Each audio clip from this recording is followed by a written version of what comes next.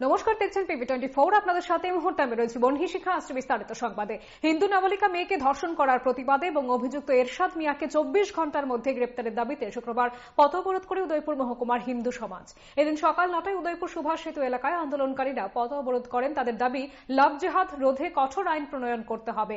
আন্দোলনস্থলে মহকুমা শাসক, মহকুমা পুলিশ আধিকারিক থেকে শুরু করে পুলিশের অন্যান্য আধিকারিকেরাও যান, কিন্তু আন্দোলনকারীরা আরকিপুর মহিলা থানার ওসিকে অপসারণ এবং তাদের দাবি পূরণের লিখিত আশ্বাসের দাবিতে অনড় থাকেন। শেষে মন্ত্রী প্রণজিৎ সিংহ রায় ঘটনাস্থলে ছুটে যান। মুখ্যমন্ত্রী এবং পুলিশের মহানির্দেশকের সাথেও বিষয়টি নিয়ে কথা বলেন। জেলা পুলিশ সুপার আন্দোলনকারীদের দাবি পূরণের লিখিত আশ্বাস দিলে দীর্ঘ 2.5 ঘন্টা পর অবরোধ প্রত্যাহার করা হয়।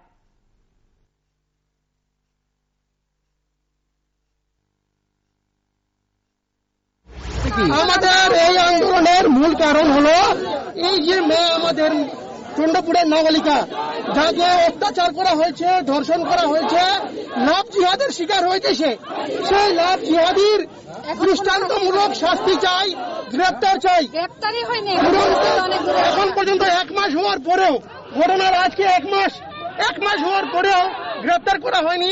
আলপনা সরকার গ্রেপ্তার করেননি। এসপির কাছে মেমোরেন্ডাম দেওয়া হয়েছে। এসপি মহোদয়া লাকি চৌহান উনার উপসাকারী মনোভাবের পরিচয় দিয়েছেন। উনিও গ্রেপ্তার করতে কোনো পদক্ষেপ গ্রহণ করেননি। উনি কোনো ভূমিকা নেননি গ্রেপ্তার করতে, এবং যারা কেস দিতে গিয়েছিল তাদের সঙ্গে অভব্য ব্যবহার।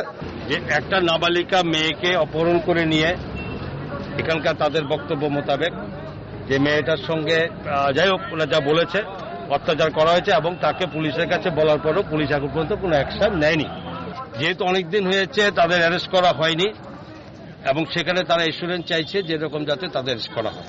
তো এটাই এসুরেন্স পুলিশের তরফ থেকে দিয়েছে, কিন্তু সরকারের পক্ষ থেকে আমিও বলছি, যেটা অলরেডি আমি অনারেবল সিএম সাহেবের সঙ্গে কথা বলেছি, এবং সেটা আমি বলবো, পাশাপাশি ডিজির সঙ্গে কথা হয়েছে, সেটাও বলবো যাতে এটা অতি সত্বর আসামিকে তার গ্রেপ্তার করে। বটতলা সহ গোটা শহরে হকারদের পুনর্বাসন থেকে শুরু করে বিভিন্ন ইস্যুতে সরব হয় বিপ্লব করের নেতৃত্বে শ্রমিক নেতৃত্ব। ত্রিপুরা ফুটপাত হকার সংগ্রাম সমিতি এবং অল ত্রিপুরা নির্মাণ শ্রমিক সমিতি সহ 8টি সংগঠন যৌথ উদ্যোগে 11 দফা দাবিতে শ্রম কমিশনের কাছে গণডেপুটেশন প্রদান করে। অটোরিকশা সমিতি, রিকশা সমিতি, প্রাইভেট স্কুল বাস চালক এবং সহচালক সমিতি, সেলুন কর্মী সমিতি এই কর্মসূচিতে অংশগ্রহণ করে। শ্রমিকদের স্বার্থ সংশ্লিষ্ট 11 দফা দাবি আদায়ে তাদের এই কর্মসূচিতে সমর্থকদের উপস্থিতি ছিল বেশ লক্ষণীয়। রবীন্দ্র ভবনের সামনে থেকে মিছিল শুরু করে বিভিন্ন পথ পরিক্রমা করে নেতৃত্বরা শ্রম কমিশনারের কাছে ডেপুটেশনে মিলিত হয়। এদিন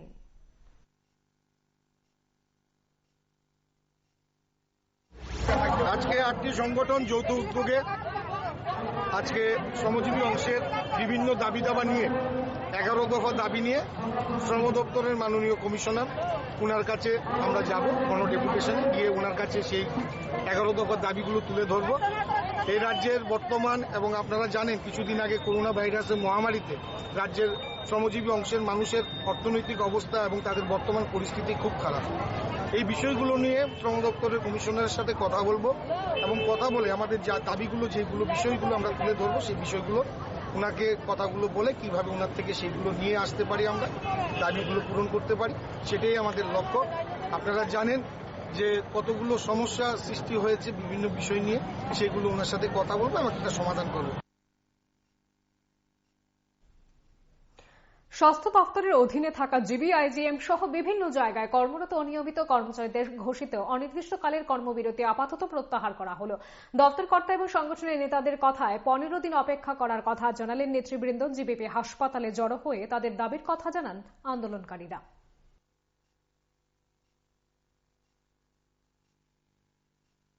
আমরা দপ্তরকে 15 দিনের সময়সীমা আমরা বেঁধে দিয়েছি। 15 দিনের মধ্যে যদি দপ্তর আমাদের সেই দাবি দেওয়ার প্রতি কোনো ধরনের প্রতিশ্রুতি না দেয় এবং কোনো ধরনের উদ্যোগ না নেয়, আমরা পরবর্তী সময়ে আমরা বৃহত্তর আন্দোলনে যাব, এবং শুধু বৃহত্তরই না, এবং এই আন্দোলন হবে স্বাস্থ্য দপ্তরের ইতিহাসে এক বিরলতর আন্দোলন। তাই আমরা স্বাস্থ্য দপ্তরকে 15 দিনের সময় বেঁধে দিয়ে আজকে আমরা বৃহত্তর যে আন্দোলন কর্মসূচি তা আমরা ইতি টানবো।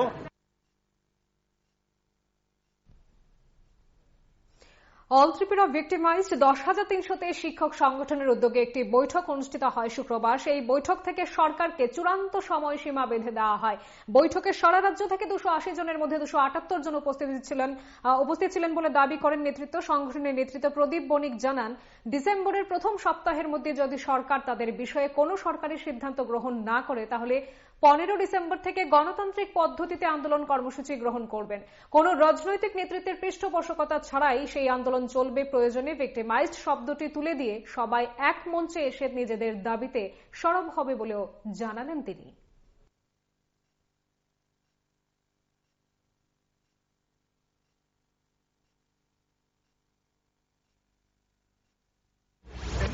এই 278 জন আজকে যারা বিভিন্ন জেলা এবং মহকুমাতে কর্মকর্তা রয়েছেন, তাদের প্রত্যেকের একটাই বক্তব্য, আগামী মাসের প্রথম সপ্তাহের মধ্যে যদি সরকার গেজেট নোটিফিকেশন না দেয় তাহলে আমরা গণতান্ত্রিক পদ্ধতিতে আগামী 15 ডিসেম্বরের পরে গোটা রাজ্যে 10,300-তে যারা আছেন শিক্ষক শিক্ষিকারা কোনো রাজনেতার দ্বারা পরিচালিত না হয়ে 10,300-তে অরাজনৈতিক একটা মঞ্চ নিজেদের পেটের স্বার্থে, খিদের স্বার্থে সেই জায়গায় তৈরি হবে এবং প্রয়োজনে আমাদের হাউসে সিদ্ধান্ত হয় ভিক্টিমের শব্দটাও এখান থেকে উঠে যাবে।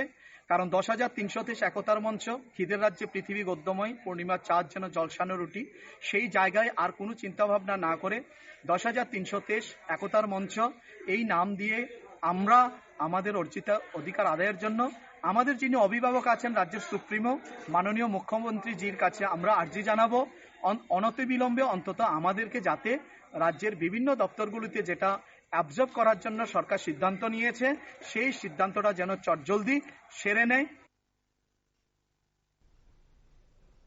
ধলেশ্বরের নাগরিক সমাজ প্রাণগোপাল দেবনাথ নামের এক ব্যক্তির বিরুদ্ধে পূর্ব আগরতলা থানায় ডেপুটেশন দিয়েছে। এলাকার নাগরিকদের দাবি এই ব্যক্তি সমাজদ্রোহী। পুলিশের কঠোর ব্যবস্থা গ্রহণের দাবিতে এই ডেপুটেশন সংবাদ মাধ্যমের মুখোমুখি হয়ে ধলেশ্বরের নাগরিকেরা তাদের বক্তব্য তুলে ধরলেন। এদিন ব্যক্তির বিরুদ্ধে এলাকার নাগরিকদের অতিষ্ঠ করে তোলার অভিযোগ করা হয়েছে।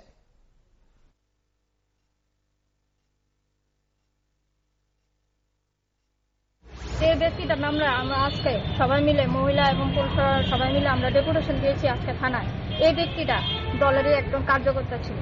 সেই কার্যকর্তা দলের নাম বদনাম করার জন্য অনেক চেষ্টা করছে এবং এই যে মহিলা উনি হলো বাড়ির উনাকেও প্রতিনিয়ত ধমকি হুমকি সবসময় দিতে থাকে। তাও প্রায় সময় উনাকে গালিগালাজ করে, মানে অনেক কিছু করে। উনার একটা ঘরে 100% বিকলাঙ্গ একটা ছেলে আছে, উনাকে প্রতিনিয়ত মানসিক টেনশন দিতে থাকে। তখন আমরা সবাই মিলে, এখন আমরা কিছু মহিলা আছি, আমরা সবাই মিলে একটা পদক্ষেপ নিয়েছি, আমরা সবাই উনাকে সাহায্য করবো এবং উনার পাশে দাঁড়াবো। এলাকাবাসী আজকে আমাদের এলাকারই একজন সমাজদ্রোহী যার নাম প্রাণগোপাল দেবনাথ পুর জ্বালায় অতিষ্ঠ হয়ে এলাকাবাসীর তরফ থেকে সবাই মিলে পূর্ব থানায় ডেপুটেশন প্রদান করেছি। ওর কার্যকলাপে আমরা সব প্রকৃতভাবে সবাই অতিষ্ঠ হয়ে আছি। ওকে ক্লাবের তরফ থেকে বাধা দেওয়ার পরও সে কাউকে মানে না, নিজেকে মাফিয়া বলে পরিচয় দিতে চায়।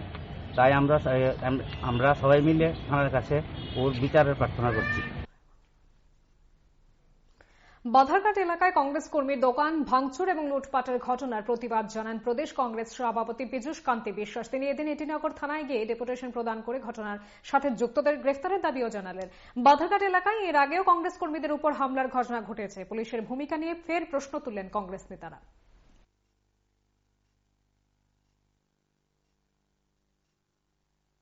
বাধারঘাট চুমনির এখানে আমাদের এক কর্মীর দোকান আছে মিন্টু দে। কালকে দুপুরবেলায় বিজেপির ওরা এসে তালা লাগাইছে, সন্ধ্যার সময় আবার তালা চাবি দিয়ে গেছে। রাত্রের বেলা এটা শাটার দেওয়া, শাটারটা ভাঙতে গেলে 2-3 ঘন্টা সময় লাগছে এবং দোকানের সমস্ত মাল লুটপাট করছে। ফ্রিজটা ভেঙে রাস্তায় ফেলে দিয়েছে, ক্যাশ বক্সটাকে ভাঙা, টাকা পয়সা নিয়ে গেছে। প্রশ্ন হচ্ছে এখানে একটা সিসি ক্যামেরা আছে, বাজারে 4 জন গার্ড থাকে, কেউ জানে না বললে এটা হবে না। সিসি ক্যামেরাতে কারা মিসক্রিয়েন্ট করছে সেটা আছে। তারপর 4 জন গার্ড আছে। আমি ওসি সাহেবকে বলেছি পুলিশের উপর আস্থাটা মানুষ হারাচ্ছে। এখন 3 বছরের মাথায় বিজেপি সরকার তার মিথ্যা প্রতিশ্রুতি যে ক্ষমতা এসেছিল, এখন বুঝতে পেরেছে মানুষ সেরে গেছে, সাধারণ মানুষ আর ওদেরকে সমর্থন করছে না। গুন্ডা নামিয়ে দিয়েছে রাজ্যটাতে, গুন্ডারা শাসন করছে। গুন্ডাদেরকে দিয়ে ভয়ভীতি দেখাচ্ছে। আর এই পুলিশ প্রশাসন যেন নীরব। কালকে আমি অনেকগুলো ইনসিডেন্ট দেখেছি, পুলিশের সামনে মানুষকে আক্রমণ করছে, ভাঙচুর করছে, পুলিশ দাঁড়িয়ে দাঁড়িয়ে দেখছে, কোনো আটক কোনো ইনভেস্টিগেশনে হচ্ছে না, নাটক হচ্ছে সব। ওদের তো ভয় পাচ্ছে, ওই পুলিশ যে দেখছেন বিজেপির রাস্তার গুন্ডাদেরকে ভয় পায়, এখন গুন্ডাদেরকে ভয় পাচ্ছে, গুন্ডাদের ভয়ে ওরা কিছু করছে না। শবরুমের প্রয়াত প্রাক্তন বাম বিধায়িকা রীতা কর মজুমদারের অন্ত্যেষ্টিক্রিয়া সম্পন্ন হল শুক্রবার। প্রয়াত বিধায়িকার অকাল প্রয়াণে শোকের আবহেই অন্তিম শ্রদ্ধা জানান সিপিআইএম নেতৃত্ব, কর্মী সমর্থক সহ সাধারণ মানুষ।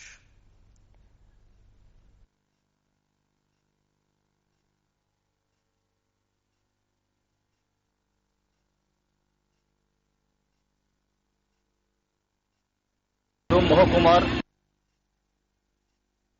সাংগঠনিক বৈঠক করলেন প্রদেশ কংগ্রেস সভাপতি পীযূষ কান্তি বিশ্বাস। বৈঠক শেষে আয়োজিত সাংবাদিক সম্মেলনে রাজ্য এবং কেন্দ্রের সরকারের বিভিন্ন জনবিরোধী বিষয়গুলো নিয়ে বিষোদ্গার করলেন তিনি। সাংবাদিক সম্মেলনে উপস্থিত ছিলেন প্রদেশ কংগ্রেসের সহ সভাপতি সম্পাদক, গোমতী জেলা কংগ্রেস সভাপতি সহ অন্যান্যরা। আগামী এডিসি এবং পৌর সংস্থা নির্বাচনে মানুষ কংগ্রেসের প্রতি আস্থা রাখবেন বলে আশা ব্যক্ত করলেন নেতৃত্ব।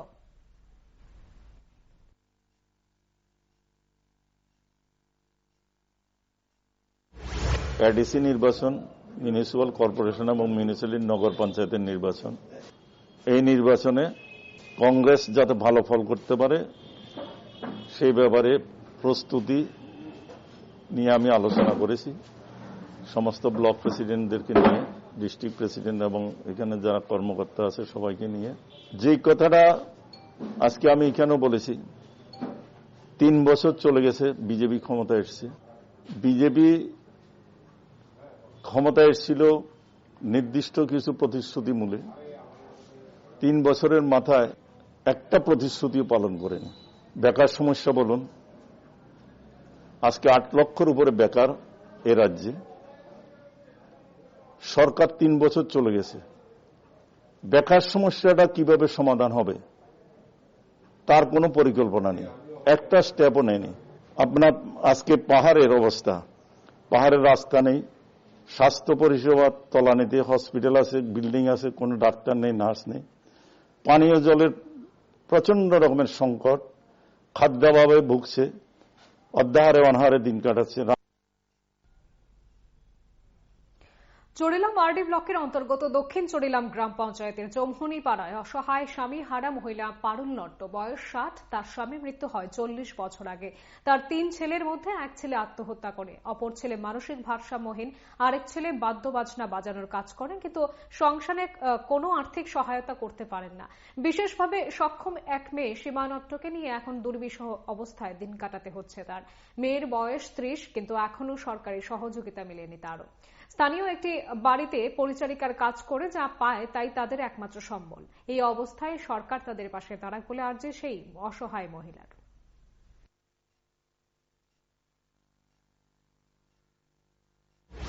আপনার কয় ছেলে? আমার আছে 3 ছেলে, একটা মরে গেছে, একটা বড় পড়ে গেছে, আর 2টা বড়রা। আর এই মেয়েটা বিকলম্ব, এটা তো বাচ্চারা আমি যাবে টাকা না আনলে না খা, কোন কালে যাতে। মেয়েটার কত বছর? তাই বছর। বিকলাঙ্গ সার্টিফিকেট নাই? ও, করেন নাকি রে? না করলে বাতা পাইতো না তো বিকলাঙ্গ? আমি তো পারি না, দৌড়াদৌড়ি করতাম। বিপিএল কার্ড কতজন আছেন বিপিএল কার্ডে? আমরা আছি 6 বিপিএল তো কার্ডটা? হ্যাঁ, 50 কার্ড। মৌমাছির কামড়ে মৃত্যু এক ব্যক্তির। মৃতের নাম দিলীপ মজুমদার, বয়স 52। ঘটনা কমলাসাগরের লেম্বুতলি এলাকায়। জানা গেছে এদিন নিজ বাড়ি থেকে বেরিয়ে আসার পথে রাস্তার পাশে মৌমাছির চাক থেকে এসে তাকে কামড়াতে থাকে। তার চিৎকারে কেউ সাহায্যের জন্য এগিয়ে আসেনি বলে পরিবারের অভিযোগ রয়েছে। খবর পেয়ে পরিবারের লোক ছুটে এসে তাকে মধুপুর হাসপাতালে নিয়ে যায়। সেখানে চিকিৎসকেরা তাকে মৃত বলে ঘোষণা করেন। ঘটনায় শোকের ছায়া নেমে আসে গোটা এলাকা জুড়ে।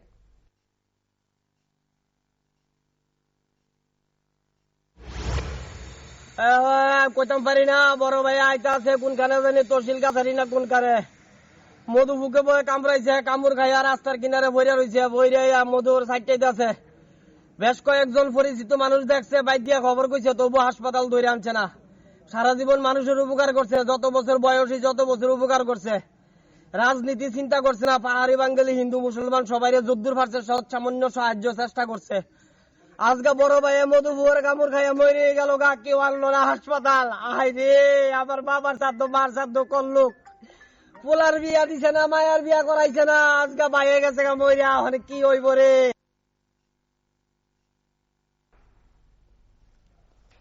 সিপিএম ডুবলি মহকুমা কার্যালয়ে অগ্নিসংযোগের ঘটনা তীব্র নিন্দা জানান বিরোধী দলনেতা মানিক সরকার। মানিক সরকার, বাদল চৌধুরী সহ অন্যান্যরা এদিন পরিস্থিতি দেখতে সেখানে ছুটে যান। পরে সাংবাদিকদের সাথে কথা বলেন মানিক সরকার সহ অন্যান্যরা। বৃহস্পতিবার রাতে ঘটনাটি ঘটে।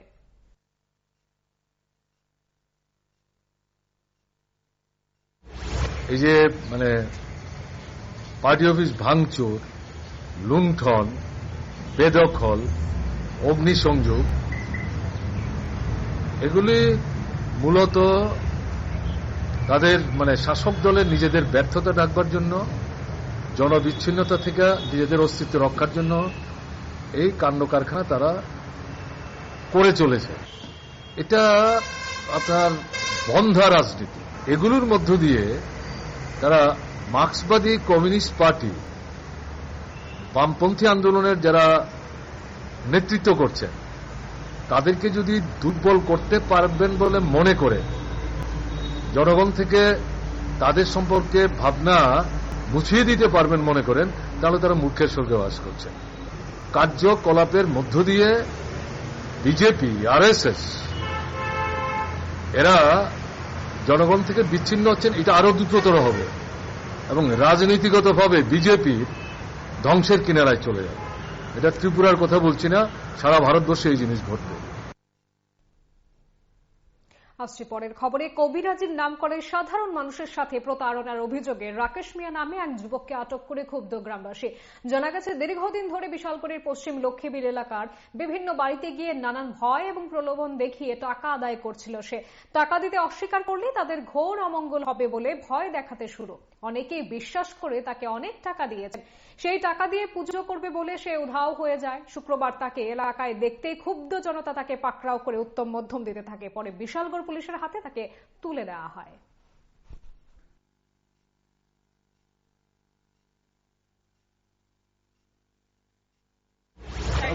আমাদের এলাকারই একজনের বাড়ি থেকে বাড়ির মধ্যে ঢুকলো ভিক্ষাসীরা, কি জানি কয়, তেনার একজন ভদ্রলোক, তেনা অনেকদিন ধরে রোগাক্রান্ত, শারীরিক কোনো প্রবলেম আছে।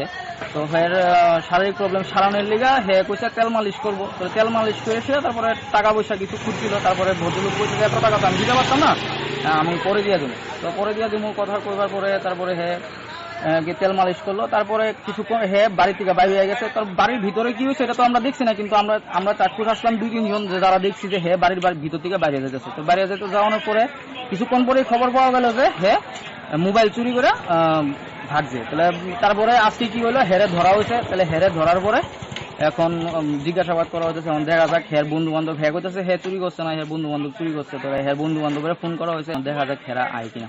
কোন এলাকার মধ্যে হয়েছে? বিশালগড় পশ্চিম লক্ষ্মীবিল।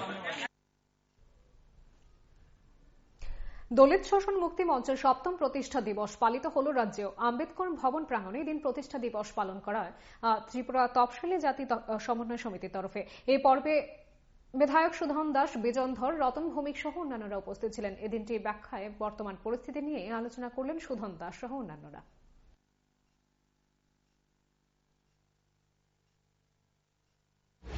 বিশেষ করে আরএসএস পরিচালিত বিজেপি সরকার প্রতিষ্ঠিত হওয়ার পর থেকে 2014 সাল থেকে এই আক্রমণ আরো বৃদ্ধি পায়।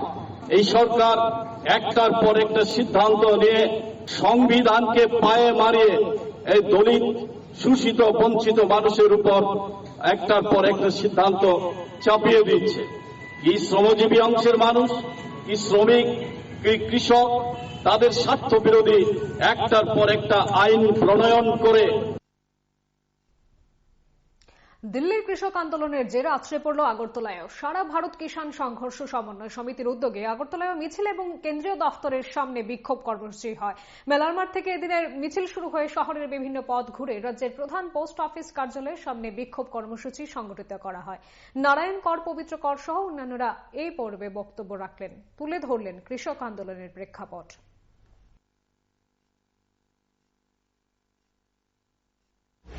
কৃষকরা আজকে দিল্লি অভিযান করছে।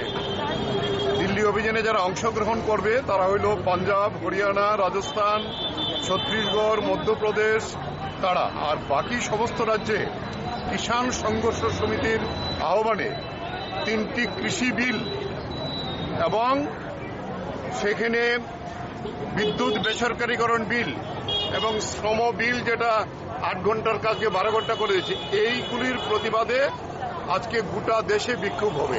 আমরা এখান থেকে মিছিল করে অফিস লেন হয়ে বটতলা হয়ে আমাদের যে হেড পোস্ট অফিস, কেন্দ্রীয় সরকারের অফিস, সেই অফিসের সামনে আমাদের বিক্ষোভ প্রদর্শন হবে এই বিলগুলো বাতিলের প্রতিবাদে।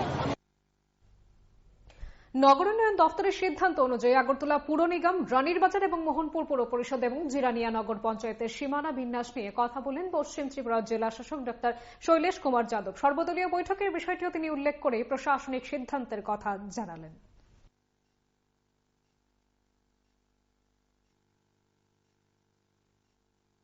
3 ডিসেম্বর পর্যন্ত যে অবজেকশন এবং সাজেশন যেটা প্রাপ্ত হবে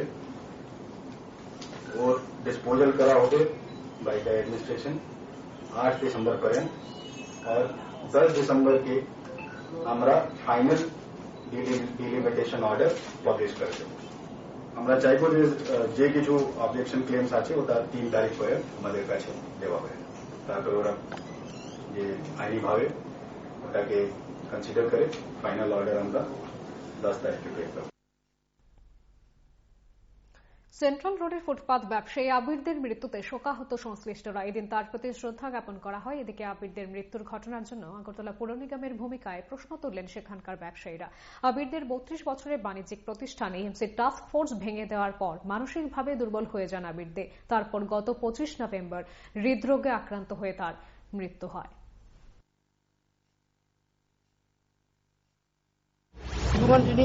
আমাদের যখন চিঠিপত্র দেওয়া হলো, আমরা ডিএম এর কাছে গেছি, আমাদেরকে আশ্বাস করেছিল যে আমাদেরকে তজি দেওয়ার জন্য, কিন্তু হঠাৎ করে প্রশাসন এবং টাস্কফোর্স এসে দোকান করে ভেঙে ঘুরিয়ে দিল।